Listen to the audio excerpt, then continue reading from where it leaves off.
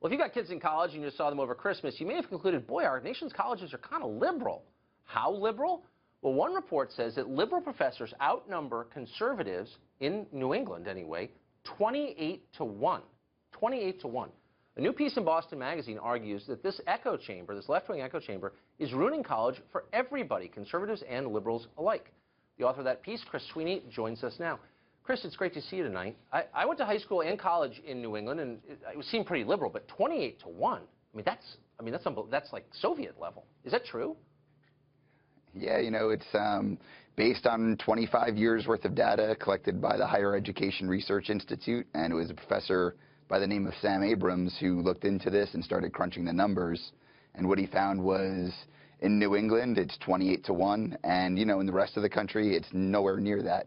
Out on the liberal West Coast, it was 6 to 1. Down south, it was 3 to 1. In the Midwest, it was 3 to 1. But in New England, it was 28 to 1. So that's amazing. I mean, New England, of course, has a very high concentration of some of our most prestigious, I'm not sure best, but certainly most famous colleges and secondary schools for that matter.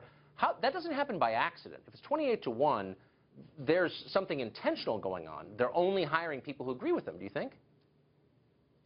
So, I tried to get into this a little bit in my reporting, and I polled a lot of people and interviewed dozens of people for this story, and I never could get there's no one explanation as to why this is such a phenomenon in New England. Some people said, it's self-selection.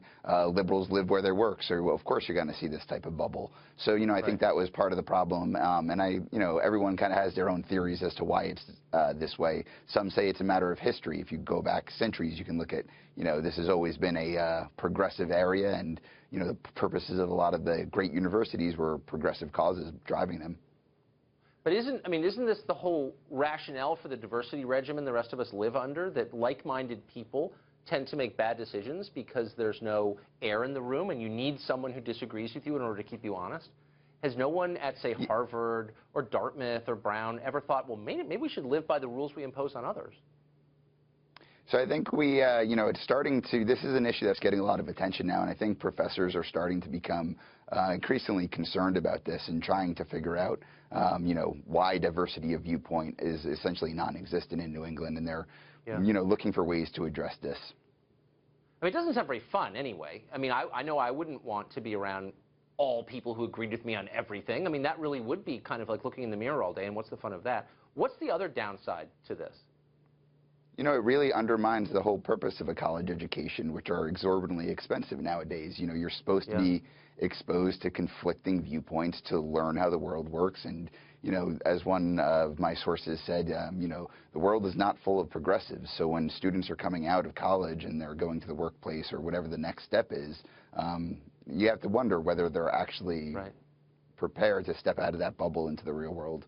No, that's such a good point. So you wrote this piece, I think, for Boston Magazine, right? I did, yes.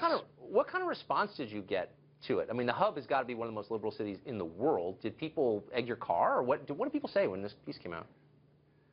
So, surprising, we've gotten a ton of letters to the editor, and what we've noticed, though, is it's a lot of old-school liberals saying this is a major problem. I have gotten a few, nasty emails, but I was shocked at the number of people who have emailed us or written us saying, I am a bleeding heart liberal, 70 years old, and I am shocked to read this. So, it wasn't, it wasn't as vicious as I was anticipating, or at least it hasn't been so far. A lot of the old school liberals are pretty honest, and they believe in free speech, and, they're not all bad. Actually, it's the young ones who are scary, I think.